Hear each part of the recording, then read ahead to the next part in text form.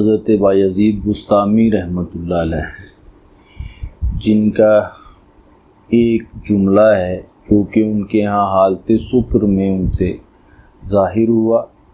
وہ تھا سبحانی ما اعظم شانی، کہ میری ذات جو ہے وہ پاک ہے اور بلند تر ہے۔ وہ خود کو اس توحید کے درجے میں لے جا کے بیان کر رہا ہے کہ جہاں وہ خود کو الہ ثابت کرنا چاہتا ہے، یا وہاں الوہیت کے درجے پر خود کو فائز سمجھتا ہے۔ ایسے جملوں کی توجیہ بہت ضروری ہے۔ ایسے کلام میں اگر شعور کی شمولیت ہو، شعور وہاں داخل ہو، تو ان کا یہ کلام کرنا اور ان کی یہ گفتگو کرنا وہ قابل مذمت ہے۔ یا لیس فی جبتی الا اللہ، تو میرے جبہ میں اللہ کے علاوہ کوئی نہیں ہے۔ اعوذ باللہ من الشیطان الرجیم، بسم اللہ الرحمن الرحیم۔ هو الاول والآخر والظاہر والباطن وهو اللطیف الخبیر۔ صدق اللہ العلی العظیم۔ یا رب صلی وسلم دائما ابدا علی حبیبک خیر الخلق کلہم۔ تو آج کا موضوع جو ہے وہ انتہائی اہم ہے، جس موضوع پر ہم آج گفتگو کرنے جا رہے ہیں اس کے کئی پہلو ہیں، لیکن آج چند ایک پہلوؤں پہ گفتگو کریں گے اور اس میں ان چیزوں کو سمجھنے کی کوشش کریں گے کہ ہمارے ہاں صوفی روایت میں ان چیزوں کو کس نظر سے دیکھا جاتا ہے، اور یہاں پیدا ہونے والا اختلاف وہ کس درجہ کا ہے، اور وہاں اس اختلاف کو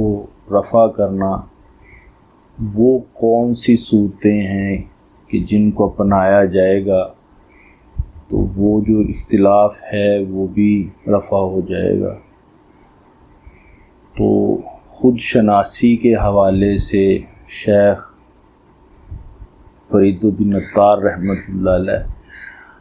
اس دوسرے حصے میں کچھ کلام جو ہے وہ فرما رہے ہیں، اور وہاں اکابر صوفیاء کے کچھ کلام جو ہیں ان کا ذکر کر رہے ہیں، اور وہ تمام کلام جو ہیں وہ حالت سکر کے کلام ہیں۔ تو پہلے تو سکر کو سمجھنا بہت ضروری ہے کہ وہ کون سی حالت ہے جہاں پر ایک محب، ایک عاشق خود کو فنا کر کے یہ کلام کر رہا ہے، اس کی وہاں اس روحانی کیفیت کو سمجھنا بھی ضروری ہے۔ اور بعض لوگ جو یہاں ایک شعبدہ بازی کی صورت میں داخل ہو گئے، ان کو سمجھنا بھی ضروری ہے۔ تو آج ہم ذرا جو ہمارے اکابر صوفیاء کے ہاں شتیحاتی کلام پایا گیا اس کے حوالے سے کچھ جملے ہیں، ان کو کھولنے کی کوشش کریں گے، ان کو سمجھنے کی کوشش کریں گے کہ تعلق باللہ میں رہتے ہوئے، اور جب ان پر اپنی حقیقت واضح ہو گئی اور وہاں انہوں نے فنا اختیار کر لیا، تو ان کے ہاں جب اس طرح کا کلام صادر ہوا تو اس میں وہ کیا حقیقت پوشیدہ تھی جس کی وجہ سے انہوں نے یہ کلام کیا۔ تو اس کے مختلف زاویے ہیں، تو ان میں آج چند ایک کو کھولنے کی کوشش کریں گے، اگر اس میں سے کچھ رہ گئے تو وہ آئندہ کی گفتگو میں اس کو شامل کریں گے۔ تو فرماتے ہیں کہ آنکھ سبحانی ہمیں گفت آزماں، ایمانی گشتہ بود او رایا، تو فرماتے ہیں وہ شخصیت، اس شخصیت سے مراد حضرت بایزید بسطامی رحمۃ اللہ علیہ، جن کا ایک جملہ ہے جو کہ ان کے ہاں حالت سکر میں ان سے ظاہر ہوا، وہ تھا سبحانی ما اعظم شانی، کہ میری ذات جو ہے وہ پاک ہے اور بلند تر ہے۔ اس فکرے میں، اس جملے میں بظاہراً جو ہے وہ نظر آ رہا ہے کہ یہ جیسے کہ جملہ بولنے والا جو ہے وہ شرک کر رہا ہے، تو یا وہ خود کو اس توحید کے درجے میں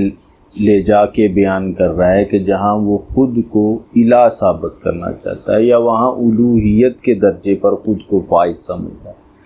تو ایسی کوئی بات نہیں ہے اس میں کہ جب ایک شخص جو ہے وہ حالت سکر میں، حالت سکر سے مراد وہ جذبہ، اس میں وہ اس تجلی کا اثر ہوتا ہے جو کہ تجلی کونی ہوتی ہے۔ صوفیاء کے ہاں تجلی کونی، جب ایک صوفی پہ اس کا اظہار ہوتا ہے تو اس کی وجہ سے اس کے اندر ایک وجدانی کیفیت پیدا ہوتی ہے، اس تجلی کے اثر کی وجہ سے اس کے اندر سے ایک کوئی بھی چیز جو ہے وہ جو ظاہر ہوتی ہے وہ بظاہرن ایسے لگتا ہے کہ جیسے وہ شرک کر رہا ہے، جیسے کہ وہ شریعت کے منافی کوئی کام کر رہا ہے۔ تو اس کی توجیہ بہت ضروری ہے، ایسے جملوں کی توجیہ بہت ضروری ہے، اور پھر اس کو کھولنا بہت ضروری ہے۔ تو پہلے تو ایک اصول کے طور پر اکابرین کا یہاں یہ ایک طریقہ رہا ہے کہ ایسا کوئی بھی شتیحاتی جو کلام ہے اس پر عمل نہیں کیا جائے گا، وہ قابل قبول تو ہوگا، قابل عمل نہیں ہوگا۔ تو اس چیز کو بھی ذہن میں رکھنا بہت ضروری ہے۔ وہ فکرہ یا وہ جملہ اس بزرگ کی حد تک ہی محدود رہے گا، ہاں تاکہ کوئی اس کیفیت یا اس حال میں نہیں پہنچ جاتا، لیکن اس میں بھی دیکھا جائے گا کہ وہ دعویٰ کرنے والا یا وہ جملہ بولنے والا شخص اپنے تمام تر معیارات کے ساتھ وہاں پورا اتر رہا ہے۔ اگر تو وہ وہاں پورا اتر رہا ہے تو پھر وہ قابل قبول ہے، اگر وہ اس میں پورا نہیں اتر رہا تو پھر وہ قابل قبول بھی نہیں ہے بلکہ قابل مذمت ہے۔ اور یہاں ایسے بہت سارے لوگ آئے ہیں کہ جنہوں نے بعد میں وہاں شبدہ بازی کا بھی مظاہرہ کیا ہے، جس کی وجہ سے ہمیں یہاں نقصان بھی پہنچا ہے۔ تو ان چیزوں کو پہلے سے سمجھنا انتہائی ضروری ہے، تاکہ یہاں ہم اپنی صوفی روایت میں رہتے ہوئے ان چیزوں کو احسن طریقے سے جان سکیں کہ اگر ایک صاحب سکر، صاحب حال اور مغلوب الحال جو شخصیت ہے، اس کے اندر سے جو یہ کلام ظاہر ہو رہا ہے اس کی کیا وجوہات ہیں۔ تو ایک وجہ وہ جو بیان کر دی کہ اس میں ایک تجلی کونی کی وجہ سے اس صاحب حال میں اس تجلی کا یہ اثر ہوتا ہے، جس کی وجہ سے اس طرح کے کلام جو ہیں ظاہر ہو جاتے ہیں۔ لیکن اس میں یہ ہے کہ وہاں ان کا شعور جو ہے وہ اس میں داخل نہیں ہوتا۔ اگر اس ایسے کلام میں اگر شعور کی شمولیت ہو، شعور وہاں داخل ہو، تو ان کا یہ کلام کرنا اور ان کی یہ گفتگو کرنا وہ قابل مذمت ہے، کیونکہ وہاں نفس شامل ہوگا، تو نفس جب شامل ہوگا تو وہ اپنے شر کے ساتھ داخل ہوگا۔ تو یہ چیز بھی سمجھنی بہت ضروری ہے۔ تو فرماتے ہیں آنکھ سبحانی ہما گفتاں زماں ایمانی گشتہ بود او رایا۔ تو فرماتے ہیں اس وقت جو شخص یہ گفتگو کرتا ہے یہ جملہ بولتا ہے وہی اصل میں اس کے مضمون کو جانتا ہے، اس کی حقیقت کو جانتا ہے، اس پر جو وارد ایک حال ہے وہی اس کی حقیقت کو جانتا ہے۔ تو اب دوسرا کوئی اس کو نہیں جانتا تاکہ وہ خود اس کو تجربہ نہ کر لے۔ جب تک وہ چیز اس کے لیے خود تجربہ نہ بن جائے تو وہ اس میں ایک غلطی پر کھڑا رہے گا، تو وہ میرے علم کی حد تک ہوگا، وگرنہ وہ جو اس شخص کا حال ہے وہ اس میں سچا ہوگا۔ تو فرماتے ہیں کہ ہم ازیں گفتاس در بحر صفا، نیست اندر جبام غیر خدا۔ جب اب فرماتے ہیں کہ جب اس طرح کا جو شخص ہے خود کو پاک کر لیتا ہے، خود کو صاف کر لیتا ہے، اس کی محبت میں رہتے ہوئے اس کے عشق میں جلا پا لیتا ہے، تو پھر کیا ہے کہ وہ پھر کہتا ہے نیست اندر جبام غیر خدا، کہ میرے جبہ میں خدا کے علاوہ کوئی نہیں۔ تو یہ بھی جو قول ہے یہ بھی حضرت بایزید بسطامی رحمۃ اللہ علیہ کا ہے، لیس فی جبتی سوا اللہ، یا لیس فی جبتی الا اللہ، تو میرے جبہ میں اللہ کے علاوہ کوئی نہیں ہے۔ اچھا، یہاں یہ جملہ بہت واضح بھی ہے اور سادہ بھی ہے، یعنی کہ جبہ کی اپنی طرف جو ان کی نسبت ہے وہاں اپنا حادث ہونا، اپنا مخلوق ہونا، اپنا عبد ہونا، اپنا بندہ ہونا وہ ثابت کر رہے ہیں۔ اس جملے میں کسی قسم کا ایسا شبہ نہیں ہے کہ جس سے لگے کہ وہ کہہ رہے ہیں کہ میں خدا ہوں یا خدا مجھ میں حلول کر گیا ہے یا وہ تجسیم والا معاملہ ہے، ایسی کوئی نہیں ہے۔ جب وہ خود کہہ رہے ہیں کہ میرے جبہ میں، تو جبہ نسبت رکھتا ہے مخلوق کی طرف، وہ قدیم نہیں ہے، وہ حادث ہے، ٹھیک ہے۔ تو یہاں وہ جو نسبت ہے وہ اعتباری ہے، وہ اپنا عبد ہونا کہہ رہے ہیں۔ تو یہاں کہہ رہے ہیں کہ میرے اندر جو ہے وہ خدا کی محبت کے علاوہ، خدا کے عشق کے علاوہ، اس کے تابعداری کے علاوہ کچھ بھی نہیں ہے۔ تو ظاہر ہے ایک عاشق، ایک محب، ایک طالب اپنی سچی لگن کے ساتھ جب ان چیزوں کو پورا کر لیتا ہے، ان معیارات کو پورا کر لیتا ہے، وہاں وہ خود کو اس کے حضور پیش کر دیتا ہے اور وہاں فنا اختیار کر لیتا ہے۔ تو اب بے اختیاری کی صورت میں جب اس طرح کا کلام ان سے ظاہر ہوتا ہے تو وہ ان کے اس ولولے اور ان کے اندر جو ایک وجدانی کیفیت کی وجہ سے وہ ہوتا ہے۔ تو یہاں پر ان کے اس کلام میں ایسی کوئی چیز نہیں ہے کہ جہاں وہ کوئی شرعی گرفت ہو۔ تو یعنی کہ صوفیاء کا پہلے سے بھی ایک موقف رہا ہے کہ لا موجود الا اللہ، کہ اللہ کے علاوہ یہاں موجود کوئی بھی نہیں ہے، اس کا غیر کوئی نہیں ہے یہاں موجود۔ تو غیریت کی وجہ سے یہاں دوئی پیدا ہوگی، یعنی کہ اس کا کوئی مد مقابل آ جائے گا۔ تو یہاں وجود میں حقیقت کے علاوہ کوئی موجود نہیں ہے، تو اسی کو وہ ظاہر کرنا چاہتے ہیں کہ میرا وجود تو محض ایک اعتباری وجود ہے، میرا ہونا نہ ہونا جو ہے وہ کوئی معنی نہیں رکھتا۔ تو یہاں میں تو ایک محض اعتباری وجود، ایک ممکن الوجود، مجھے پیدا کیا گیا ہے لیکن اس کے بعد مجھے فنا بھی ہے، ٹھیک ہے۔ تو اس لیے وہ اپنی نفی کے ساتھ اللہ تعالیٰ کی ذات کا اس بات کر رہے ہیں۔ تو فرماتے ہیں ہم ازیں گفتاس در بحر صفا، تو وہ جو اس کی محبت کے اس دریا میں اتر گئے، جو اس کے جو عشق کا سمندر تھا اس میں موجزن ہو گئے، اب وہ اس کیفیت میں ہے کہ کہہ رہے ہیں کہ نیست اندر جبام غیر خدا، ہم نے خود کو اس کے غیر سے پاک کر لیا۔ تو پھر آگے فرماتے ہیں کہ ان الحق کشف ایمانہ نمود، کہ بصورت پیش تو دعویٰ نمود۔ تو کہتے ہیں یہاں جو حضرت منصور حلاج رحمۃ اللہ علیہ کی طرف سے ایک کلام جو تھا، ایک جملہ جو ان کے اندر سے ظاہر ہوا کہ ان الحق، کہ میں حق ہوں، اچھا اس کے بھی بہت سارے معنی ہیں۔ تو اس میں وہاں جو ان کے دور میں موجود لوگ تھے، انہوں نے ان کے اس جملے کو، اس گفتگو کو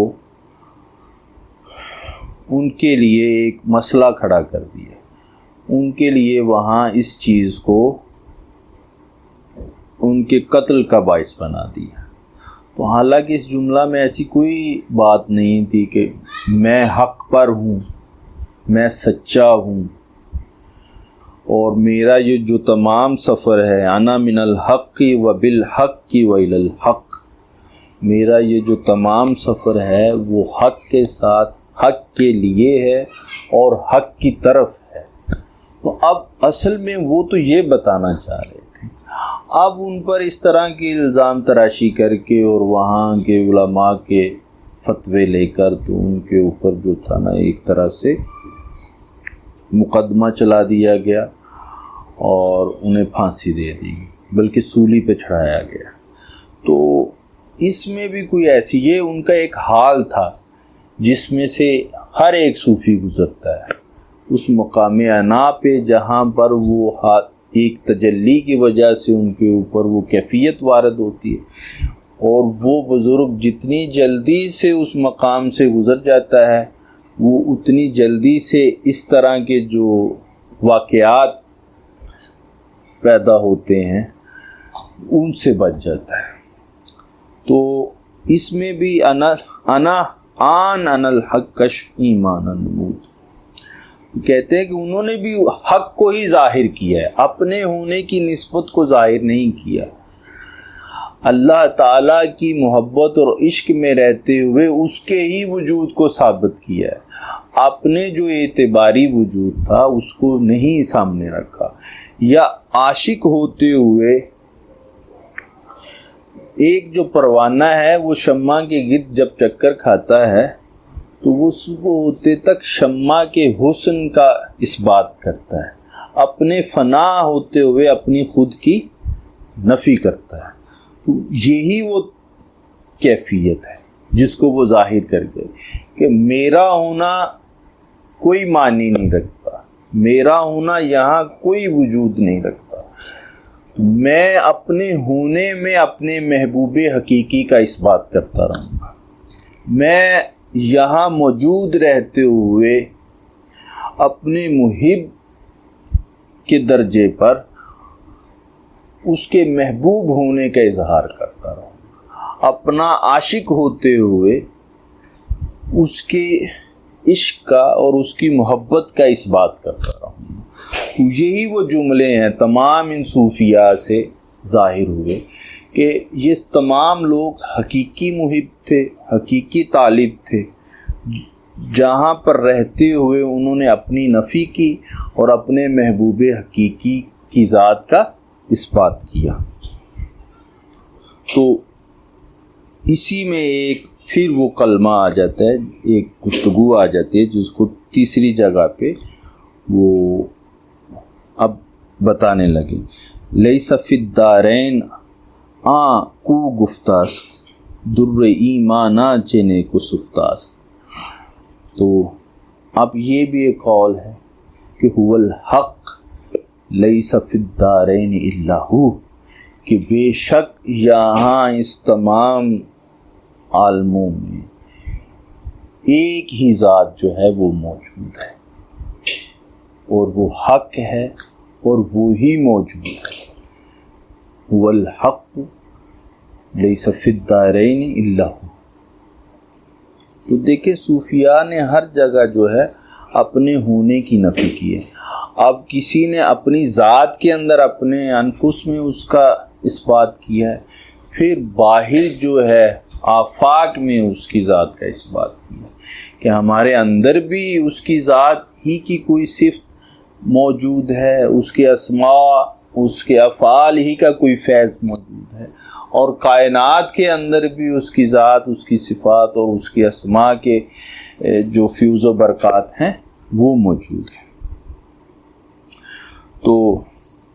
فرماتے ہیں در ایمانہ چے نیک و سفتہ، کہ یہاں تم دیکھتے نہیں ہو کہ ان تمام لوگوں نے کس خوبی کے ساتھ اس مضمون کو بیان کیا ہے، کس بہترین طریقے کے ساتھ اس کو بیان کیا ہے کہ اپنی حالت سکر میں بھی رہتے ہوئے اسی کی ہی ذات کا اس بات ہے، اور حالت صحب میں بھی اسی ہی کی ذات کا اس بات ہے۔ تو آگے فرماتے ہیں ہر کسی مانا بنوئے باز گفت، گر نہاؤ گر ایاؤ این راس گفت۔ تو کہتے ہیں کہ یہاں ہر ایک نے ایک ہی مضمون کو بیان کیا ہے، تو ان تمام اہل اللہ کے اگر گفتگو کو دیکھو تو اس کے اندر سے ایک ہی مضمون ظاہر ہو، ایک ہی حقیقت ظاہر ہو، ایک ہی طرح کے مفاہیم اور ان کی معنویت ظاہر ہوگی، چاہے وہ اس میں پوشیدہ ہوں یا وہ ظاہر ہوں۔ تو آگے فرماتے ہیں اگر نماز استوی باتو اثر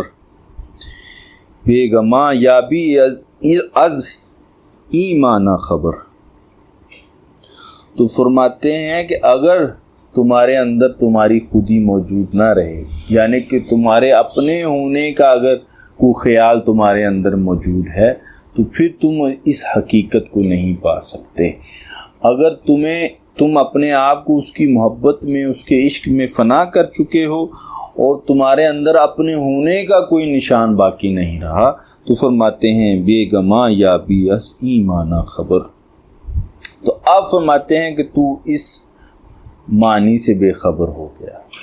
اس معنی سے باخبر ہو گیا، اس کو جاننے والا بن گیا، اس کو پہچاننے والا بن گیا، اس کی حقیقت تک پہنچ گیا، اس کی معرفت کو حاصل کر گیا۔ تو آگے فرماتے ہیں در حقیقت ہر چہ ہست ای مرد دی خود ہما حق کست و باطل نیست ای۔ تو فرماتے ہیں یہاں جو کچھ بھی موجود ہے، تو اے دین کے ساتھ جڑے ہوئے جوان مرد شخص یہ جان لے کہ در حقیقت اس کائنات میں، اس کے انفس و آفاق میں ایک ہی ذات موجود ہے، اور وہ اللہ کی ذات ہے، اور وہ خود حق ہے، اور اس کے علاوہ جس کسی کا بھی خیال ہے، جو کوئی بھی ہے، اگر وہ تمہیں لگ رہا ہے کہ وہ موجود ہے تو وہ باطل ہے، اس کے علاوہ کوئی موجود نہیں۔ لا موجودہ الا اللہ، لا مقصودہ الا اللہ، لا مطلوبہ الا اللہ۔ تو جب ان چیزوں کو آپ اپنے اندر پختہ کر لیں گے، اس ذریعے سے سفر کریں گے، ایک وقت آ جائے گا کہ آپ کو بھی اس طرح کی حقیقت جو ہے وہ معلوم پڑ جائے گی، اور اس طرح کی وہ جو چیزیں ہیں وہ آپ کے سامنے آ جائیں گی۔ تو اس میں بہت ضروری ہے کہ وہاں آپ کسی شیخ کی نسبت میں ہوں، وہاں اس کی اچھے طریقے سے تعلیم و تربیت لے رہے ہوں، تبھی یہ چیزیں جو ہیں آپ کی سمجھ میں بھی آئیں گی، اور اس کے اوپر سے کچھ حقیقت کے جو پرتو ہیں وہ آپ تک بھی پہنچیں گی، اس سے کچھ کرنیں جو ہیں وہ آپ تک بھی آ جائیں گی۔ تو اللہ رب العزت سے دعا ہے کہ اللہ پاک ہمیں آج حضرت شیخ فرید الدین عطار رضی اللہ تعالیٰ عنہ کی طرف سے ملنے والے ان فیوز و برکات کو سمیٹنے کی توفیق عنایت فرمائے۔ وما علینا الا البلاغ المبین۔